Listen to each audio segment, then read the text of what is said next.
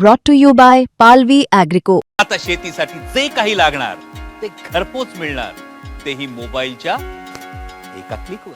राज्यातील शेतकरी मदत प्रकरणावरून राज्य सरकार आणि केंद्र सरकार समोरासमोर आले आहेत.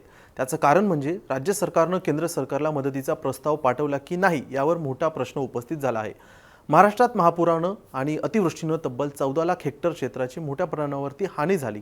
शेतकरी आजही मदतीच्या प्रतीक्षेत आहेत. शेतकऱ्यांचा आक्रोश सुरू असतानाच राज्य सरकार आणि केंद्र सरकार यांच्यात प्रस्ताव पाठवण्याच्या मुद्द्यावरून विसंवाद उघड झाला आहे. हा सर्व प्रकार काय, राज्य सरकारचं म्हणणं काय आणि शेतकरी मदतीचं नेमकं काय झालं हेच आपण या व्हिडिओमध्ये पाहणार आहोत. नमस्कार, मी स्वानंद, तुम्ही पाहतात मुंबई तक. केंद्र सरकारचा दावा आहे की राज्य सरकारनं कोणताही मदतीचा प्रस्ताव केंद्र सरकारला पाठवला नाही.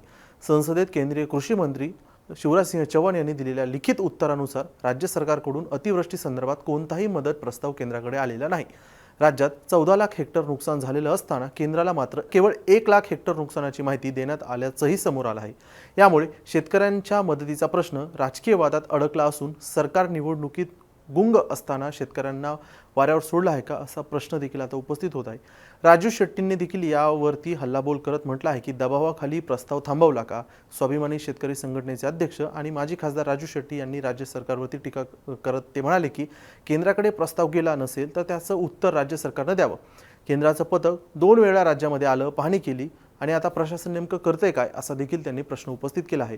प्रस्ताव पाठवू नये म्हणून सरकारवर कोणाचा दबाव आहे का असा सवाल देखील राजू शेट्टी यांनी मुख्यमंत्री देवेंद्र फडणवीस सरकारला विचारला आहे. आता या प्रकरणी रोहित पवारांनी देखील सरकारला जाब विचारला आहे. यांनी मुख्यमंत्री देवेंद्र फडणवीस यांच्यावरती टीका केली. ते म्हणालेत की केंद्रानं प्रस्ताव आला नसल्याचं स्पष्ट केल्यानंतरही फडणवीस साहेबांना प्रश्न चुकवण्याचा प्रयत्न केला. 26 नोव्हेंबर 2025 पर्यंत अपडेटेड आकडेवारी केंद्रानं दिली आहे. मग प्रस्तावाचा दावा कसा. फडणवीस साहेब शब्दांचा खेळ आणि खोटं बोलण्यात पटाईत असले तरी खोटं फार काळ टिकत नाही. शब्दांचा खेळ न करता शेतकऱ्यांना मदत मिळवून देण्यावर भर द्यावा असं रोहित पवार यांनी म्हटलं आहे. दरम्यान या प्रकरणावर मुख्यमंत्री देवेंद्र फडणवीस काय म्हणाले ते एकदा पाहूयात. पुन्हा एकदा आपल्याला सांगतो की जी प्रश्न उत्तरं येतात ही 35 दिवस आधी सबमिट केलेली प्रश्न उत्तरं असतात. केंद्र सरकारने आपला त्या ठिकाणी जो काही अहवाल आहे तो केंद्राला गेलेला आहे. केंद्र सरकारने टीम देखील पाठवली. 2 वेळा टीम आपल्याकडे येऊन गेली. त्या टीमने त्या संदर्भातला अहवाल दाखल केलेला आहे आणि आता आपला अहवाल अंतिम टप्प्यात आहे. मात्र इन्फ्रास्ट्रक्चरचं जे नुकसान झालं त्या संदर्भात केंद्र सरकारने सांगितलं होतं की आमची टीम नंतर येईल, आधी कृषीची टीम येऊन जाईल.